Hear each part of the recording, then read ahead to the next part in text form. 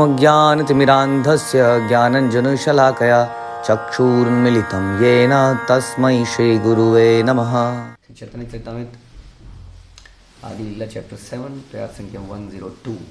तो हम सुन रहे थे किस प्रकार से चैतन्य महाप्रभु और प्रकाशानंद सरस्वती और उनके अन्य मायावादी सन्यासियों फॉलोअर्स के साथ यहाँ पर डिस्कशन चल रहा है। को याद होगा ये एक ब्राह्मण के द्वारा इनवाइटेड हैं ये सारे लोग, ये सन्यासीज प्रसाद के लिए, और इसी में चैतन्य महाप्रभु भी इनवाइटेड हैं। तो सारे दृष्टांत सुनने के बाद चैतन्य महाप्रभु से प्रकाशानंद सरस्वती बोल रहे हैं और पिछले श्लोक में बोलते हैं कि हे महोदय, आपके कृष्ण के भक्त होने में हमें कोई आपत्ति नहीं है, हम में से हर कोई इससे संतुष्ट है, किंतु आप वेदांत सूत्र पर विचार विमर्श करने से क्यों कतराते हैं? इसमें दोष क्या है? वेदांत सूत्र में दोष क्या है?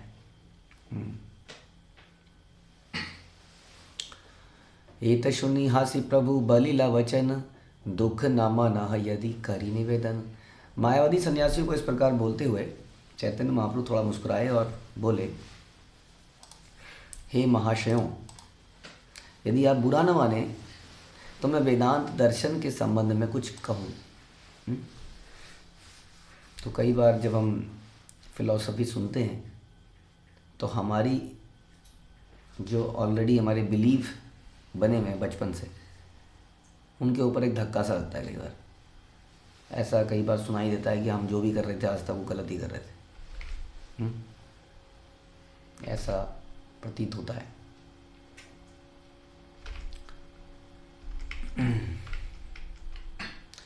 एक सेकंड, इसको कंटिन्यू करने से पहले आई हैव अ डाउट कि हमने आगे तक कवर कर लिया था।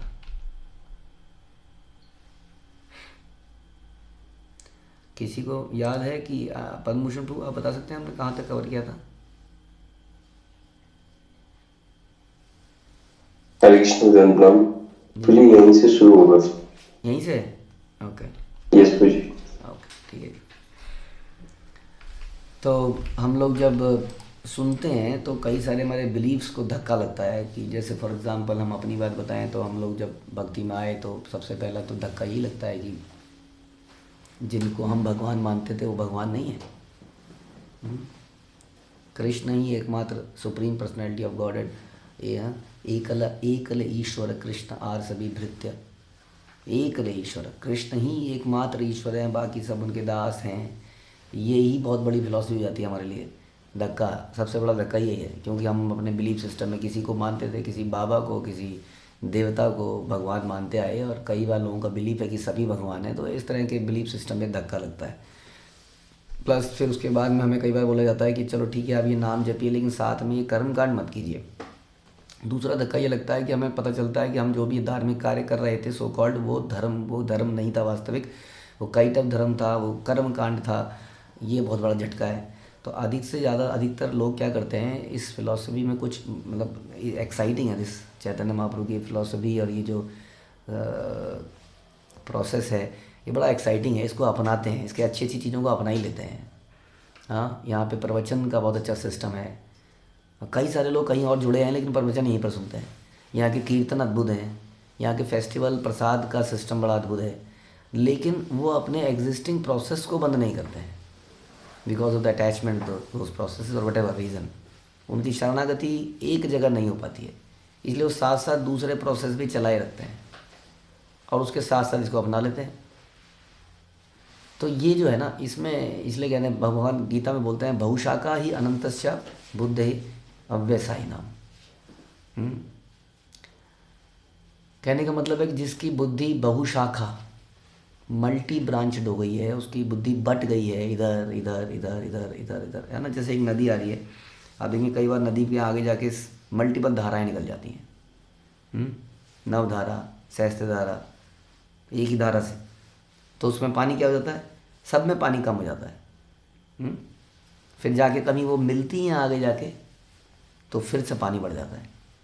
तो जब आप मल्टी ब्रांच कर देंगे तो हमारी एनर्जी उतने एरियाज़ में डिवाइड हो जाएगी, हमारी शरणागति एक तरफ नहीं आ पाएगी, हमें वो लाभ नहीं मिल पाएगा जो एक साथ रहने में था।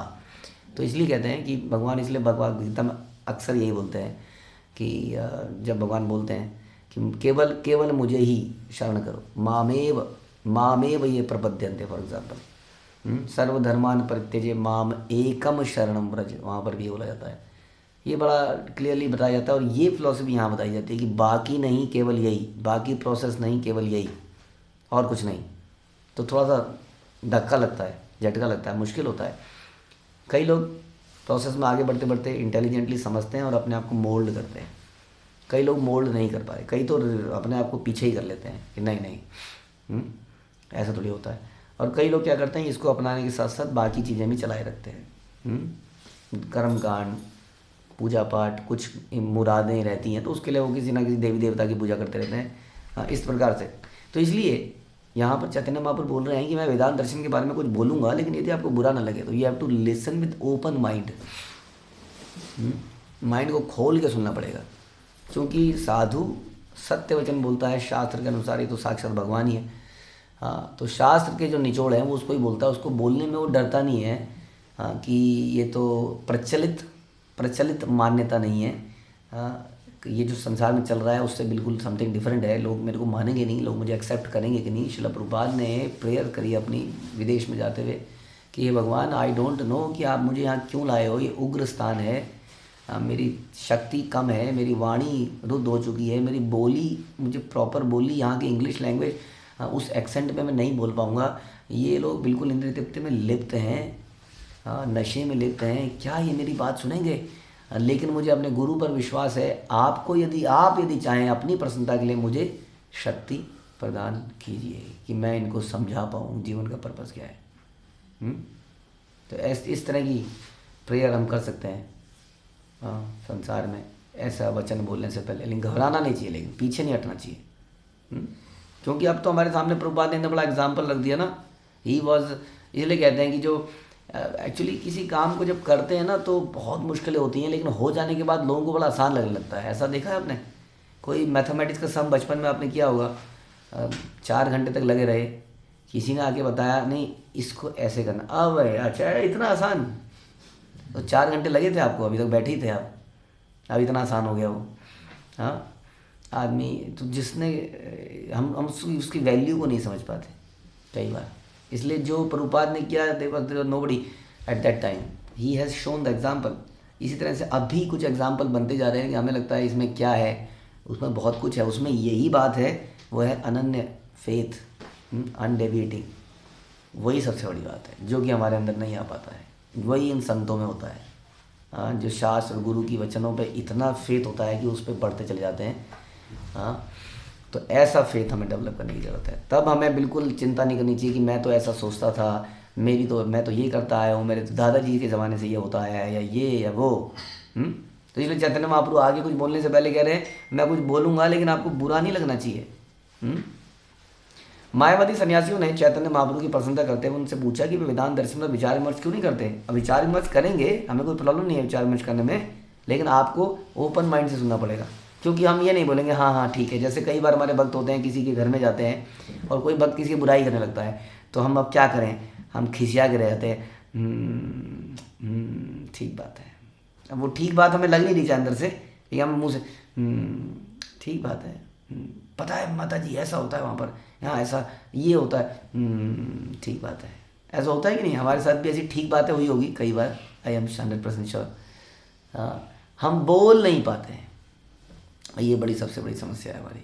इस तरह हम अपना जीवन भी बर्बाद कर रहे हैं, क्योंकि आप एक प्रकार का कूड़ादान बन गए। ऐसा करके आपने कूड़ादान बना लिया अपने आप को।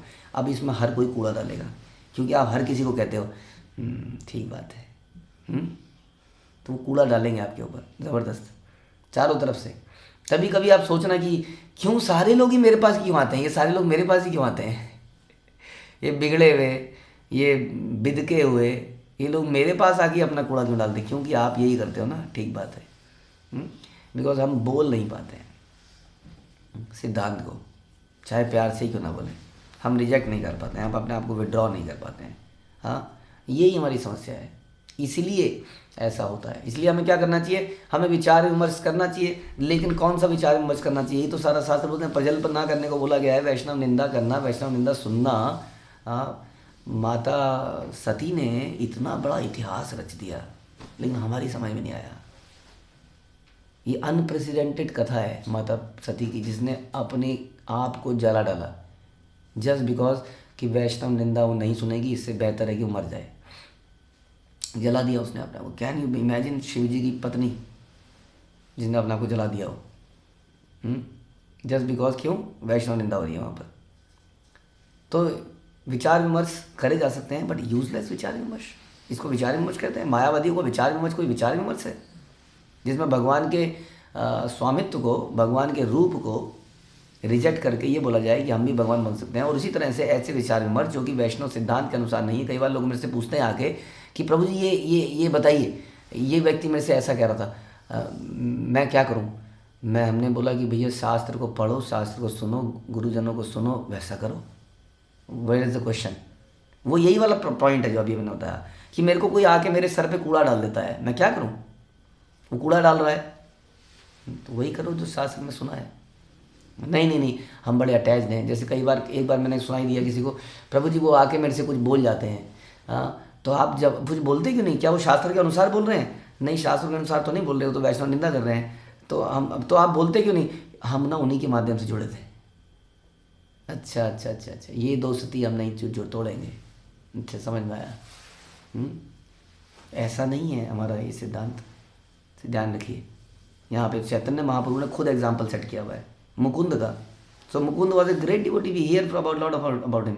चैतन्य चरितामृत में मुकुंद आपने सुना होगा, such a close associate. But क्या किया, उनके अंदर थोड़ी टेंडेंसी थी कुछ बाहर की बातें सुनने का, कि इधर उधर की फिलोसफी सुन के आ जाते थे वो कई बार। जैसे कई लोग, हमारे भक्त लोग भी इधर उधर के यूट्यूब में लेक्चर सुन लेते हैं, तो वो सुन के आ जाते थे। तो चैतन्य महाप्रभु सेड, मैं उनसे नहीं मिलूँगा। अब मुकुंद परेशान, उन्होंने किसी को भेजा, कब मिलेंगे आप? कल मिल लेंगे, परसों मिल लेंगे, तरसों मिलेंगे। उन्होंने कहा मिलियंस ऑफ ईयर्स तक नहीं मिलूंगा। देन मुकुंद रियलाइज की he has done a blunder. उसने शरणागति नहीं करी है एक ही के प्रति। Then he said, no problem Chaitanya Mahaprabhu, just like crying, आप मिलियन ईयर बाद तो मिलेंगे ना। बस ये बात सुनते ही चैतन्य महाप्रभु का सारा गुस्सा, सारा सब समाप्त हो गया। तो ये शरणागति की आवश्यकता है, लेकिन हम बोल नहीं पाते हैं। तो मैं ये बता रहा था कि कोई डेविएट किया तो चैतन्य महाप्रभु ने कैसे उसको बोला कि नहीं, तुम मेरे दोस्त नहीं हो, तुम मेरे संगी नहीं हो, मैं आपके थ्रू जुड़ा था नहीं जुड़ा था, I don't care, but right now I am in a guru parampara, I am not attached to a person. ध्यान रखिए, हम किसी व्यक्ति विशेष से नहीं जुड़े हैं, हम एक ग्लोरियस गुरु परंपरा से जुड़े हैं। इसलिए व्यक्ति के चले जाने पर भी हमें, अगर कोई व्यक्ति चला जाता है इस्कॉन छोड़ के, कई बार माना, या संघ छोड़कर, तो हम उसके प्रति सहानुभूति रख सकते हैं, लेकिन हम उसके साथ साथ जा नहीं सकते इस परंपरा को छोड़ के। इस परंपरा को छोड़ना लाइक कृष्ण को छोड़ना, भक्तों के संघ को छोड़ना इज लाइक दैट। एक व्यक्ति जा रहा है या उसके अंदर कुछ कलेश आ गए हैं, उसके अंदर कुछ गंदगी आ गई है, तो भी हम सहानुभूति रख सकते हैं, हम बीच में दवाई भेज सकते हैं। दवाई बड़ी केयरफुली, जब हम डॉक्टर दवाई देता था कोरोना की, तो मुंह को ढक के, नाक को ढक के दवाई देता था। तो दवाई दीजिए बट केयरफुली, फ्रीली दवाई नहीं दे सकते। हम हंस रहे हैं, गा रहे हैं, हम उनको दवाई दे रहे हैं जी, अरे आप भी संक्रामित हो जाएंगे, क्या बोल रहे हैं आप, दवाई दे रहे हैं हम नहीं, साथ में थोड़े 2-3 दिन बताएंगे हम लोग। तो आप अपनी हत्या कर रहे हैं, ध्यान रखिए। कोई ये नहीं कह सकता कि हमें क्यों नहीं बताया आपने, प्रभु जी आपने हमें, कई बार लोग बताते हैं आपने हमें रोका क्यों नहीं। कैसे रोके हम तो रोज़ प्रयास कर रहे हैं। सारे गुरु परंपरा रोज़ लेक्चर दे रही है, यहाँ पर रोज़ लेक्चरों का प्रावधान है। वो किस लिए है? क्या आपको पर्सनल बताया जाएगा तभी समझ में आएगा। ये लेक्चर होते किस लिए हैं? ताकि हम अपनी चेतना को रिवाइव कर पाएँ, सुन पाएँ कि मैं क्या गलत कर रहा हूँ, पश्चाताप कर पाएँ, प्रायश्चित कर पाएँ, रिपेंट कर पाएँ, माफ़ी मांग पाएँ, चरणों में गिरें कि हाँ हमसे ये गलती हुई, यस आपने आइडेंटिफाई किया। हम किसी एक व्यक्ति विशेष के लिए एक्शन नहीं लेते हैं, लेकिन कई सबको ऐसा लगता है मेरे लिए है, लेकिन फिर भी कुछ एक्शन कोई नहीं लेता है। अगर मेरे लिए था और मुझे अटैकिंग लगा, मुझे लगा कि मेरे से कुछ गलती हुई है, तो हमने उसके लिए क्या किया? इसलिए यहाँ पर बात आ रही है, यहाँ पर कह रहे हैं कि वेदांत दर्शन विचार विमर्श क्यों नहीं करते? इसलिए नहीं करते क्योंकि तुम्हारा विचार विमर्श यूजलेस है। तुम धर्म के या शास्त्र के आधार पर विचार विमर्श करने के लिए इकट्ठा होते हो, लेकिन बैठ के प्रजल्प करते हो, बैठ के वैष्णव निंदा करते हो, खाने पीना कराते हो। This is not what is expected. इसलिए चैतन्य महाप्रभु आप कुछ बोलना शुरू करेंगे। वास्तव में वैष्णव के सभी कार्य वेदांत दर्शन पर ही आधारित हैं। वैष्णव जन वेदांत की उपेक्षा नहीं करते, किंतु वे शारीरिक भाष्य के आधार पर वेदांत को समझने का प्रयास नहीं करते। इसलिए भगवान चैतन्य महाप्रभु ने मायावादी सन्यासियों की अनुमति लेकर वेदांत दर्शन के विषय में कहना चाहा। वैष्णव विश्व के सबसे बड़े दार्शनिक हैं और इनमें से सबसे बड़े श्री जीव गोस्वामी प्रभु थे। उनके दर्शन को 400 से कम वर्षों बाद श्रील भक्ति सिद्धांत सरस्वती ठाकुर महाराज ने फिर से प्रस्तुत किया। अतएव हमें यह अच्छी तरह जान लेना होगा कि वैष्णव दार्शनिक ना तो भावुक हैं ना सहजिया हैं, जैसे साधारण निम्न स्तर के भक्त हैं। सुना आपने? निम्न स्तर का भक्त कौन है? सहजिया। हाँ, सहजिया भक्त। Radha Rani is everything for me. Radha Rani की क्या बोल रहे हैं, उनके पल्लू का एक धागा भी हम नहीं है वास्तव में। व्हाट इज राधा रानी हमारी परंपरा से ज़्यादा कौन जानता है? बट यही परंपरा को स्थापित करने वाले श्रील प्रभुपाद, क्या उनका मूड था, क्या उनका सरेंडर था नियमों के प्रति, गुरु आज्ञा के प्रति, हाँ, तपस्या के प्रति। लेकिन हम तपस्या नहीं करना चाहते हैं, हम कष्ट नहीं लेना चाहते हैं, हम अपना सर्वस्व नहीं देना चाहते हैं, हम सहजिया भक्ति करते हैं। मज़ा तो जैसे मैंने बोला इस प्रोसेस में आनंद तो है ही। जिस प्रकार का ये प्रोसेस बन चुका है, ऐसा प्रोसेस कहाँ मिलता है आजकल। हाँ, इस एंटरटेनमेंट ज़बरदस्त स्पिरिचुअल एंटरटेनमेंट, इसलिए लोग आते हैं। लेकिन इनके लिए कहा जा रहा है ये सहजिया भक्त हैं।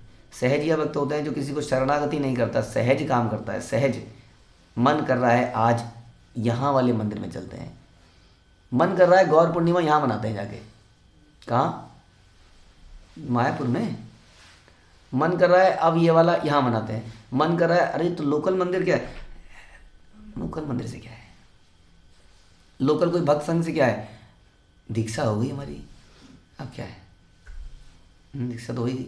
अब हम वहाँ जाएंगे घूमने, थोड़ा दिन वहाँ जाएंगे, ब्रज में रहेंगे, थोड़े दिन दूसरे वहाँ जाएंगे। थोड़ा सहज है ना, इसको सहज कहते हैं। सहज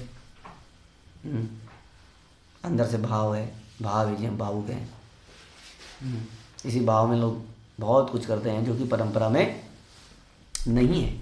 इसलिए बता रहे हैं कि सहजिया भक्त साधारण निम्न स्तर के भक्त नहीं है, वैष्णव दार्शनिक भावुक नहीं है। इस प्रकार के सारे वैष्णव आचार्य प्रकांड विद्वान थे जिन्हें वेदांत सूत्र दर्शन का पूर्ण ज्ञान था, क्योंकि वेदांत दर्शन जाने बिना कोई आचार्य बन ही नहीं सकता है। वैदिक सिद्धांतों का अनुसरण करने वाले भारतीय अध्यात्मवादियों में आचार्य के रूप में मान्य होने के लिए अध्ययन द्वारा या श्रवण द्वारा वेदांत दर्शन का प्रकांड विद्वान होना ही चाहिए। वेदांत दर्शन का अनुबंध करने से ही भक्ति का विकास होता है। इसका उल्लेख श्रीमद् भागवत में हुआ है। तो हम लोग वेदांत के अगेंस्ट में नहीं है, बट वेदेश सर्वे अहम एव वेद्या, ये बात समझते हैं हम कि वेदों से जानना किसको है।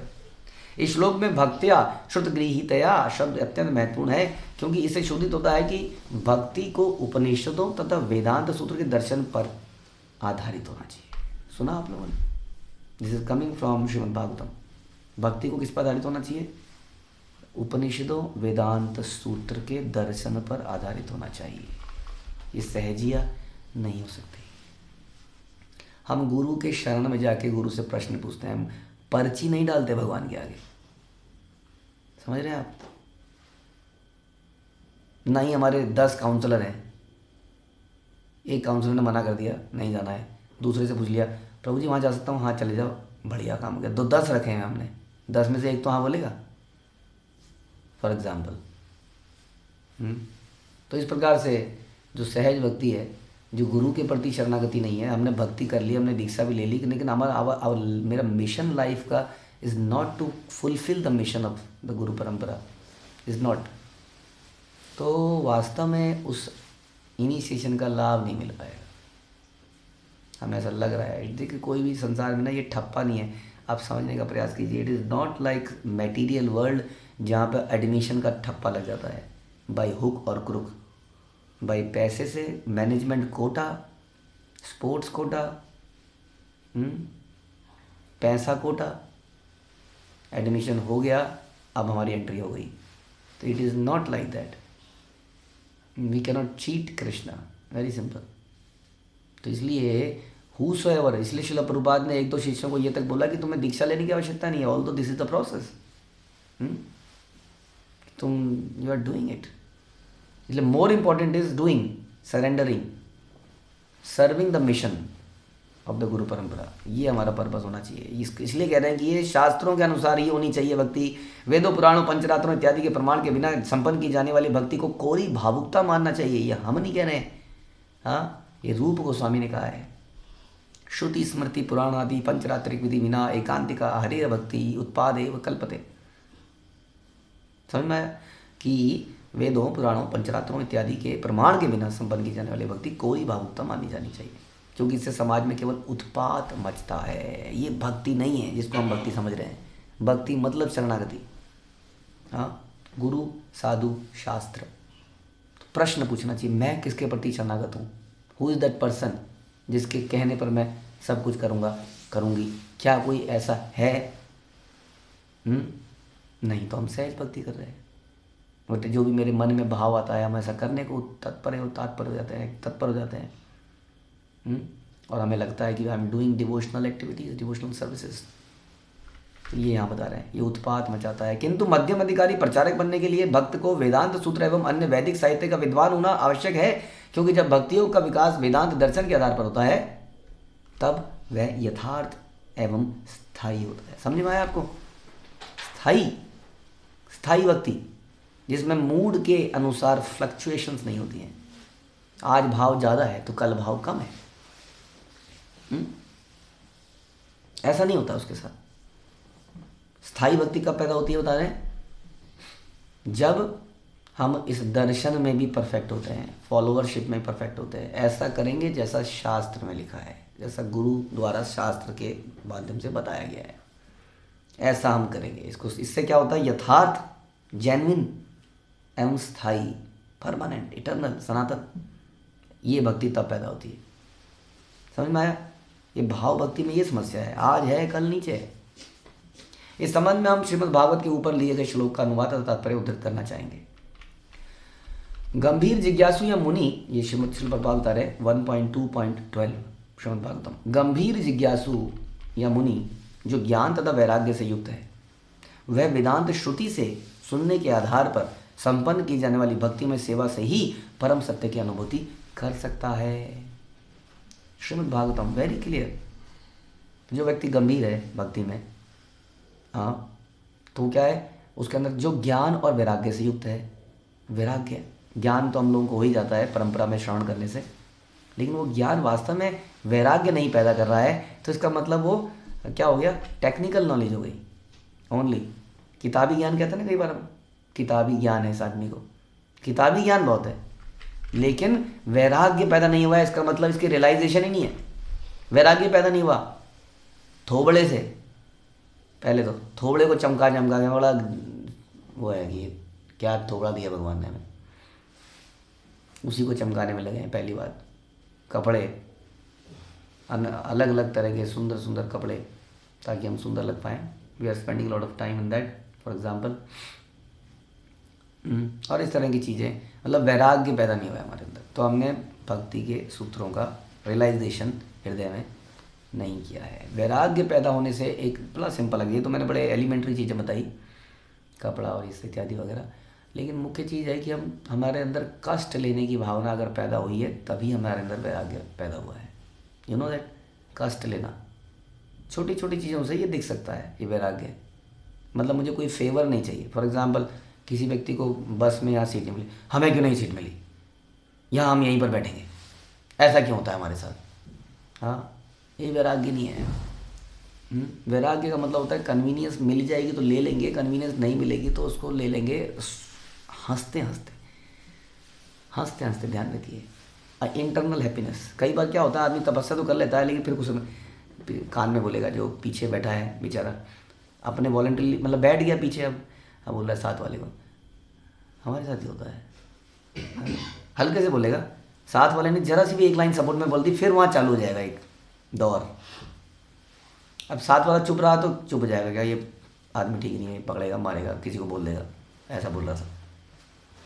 फिर उसको डर हो गया, मैंने तो ऐसा बोल दिया, अब क्या करूँ?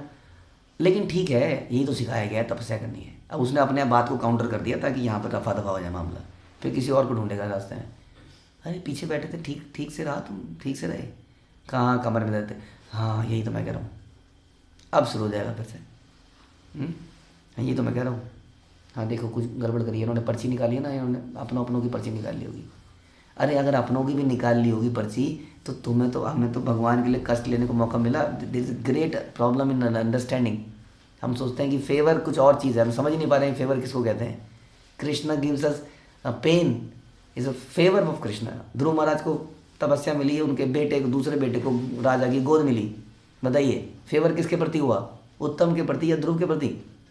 ध्रुव के प्रति फिर फेवर हुआ। ये हम ऐसा क्यों होता है? क्योंकि हम शारीरिक बोध में हम चाहते हैं मेरे शरीर को यदि सुख मिला तो आपने मेरे पर कृपा करी, यदि आपने मुझे कष्ट दिया तो आपने मुझे दुख दिया। तो वैराग्य बड़ा इंपॉर्टेंट शब्द है। इसलिए वैराग्य होता है कन्वीनियंसेस से, ये असली वैराग्य है। कपड़ा वपड़ा भी इतना बड़ा वैराग्य नहीं है, क्योंकि हम सुनते हैं पुंडरीक विद्यानिधि इत्यादि की कहानियाँ। तो असली वैराग्य तो हृदय में है, इंद्रिय तृप्ति की इच्छा से है। कन्वीनियंस से वैराग्य, मिलेगी तो ले लेंगे, नहीं मिलेगी तो we will live like that. उसको कहते हैं गंभीर व्यक्ति। वह वेदांत श्रुति से सुनने के आधार पर श्रवण करता है। वो हमें तो श्रवण की जरूरत ही नहीं रही। समझ में तो आ गया सारा प्रोसेस। हमें हमारे कई वक्त ऐसे बन चुके हैं जो श्रवण करते ही नहीं है,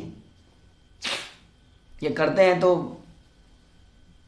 समझ गए आप। मोबाइल में ऐसे हो रहा है ना आजकल, ऐसे ऐसे ऐसे ऐसे अचानक से एक रुक गया। ऐसे गैम्बलिंग का मैच देखा आपने? गैम्बलिंग का मैच वो एक रोटेट करता है, हाँ एक चक्र, हाँ ऐसे रोटेट करता है, फिर एक नंबर पर बॉल रुक जाती है। जिस नंबर पे बॉल रही रुकेगी उसका प्रवचन सुनेंगे। तो हम यूट्यूब में ऐसे करेंगे, यूट्यूब में नीचे जाएगा चका चका चका चका चका चका, फिर वो एक जगह रुकेगा, हाँ ये सुनते हैं।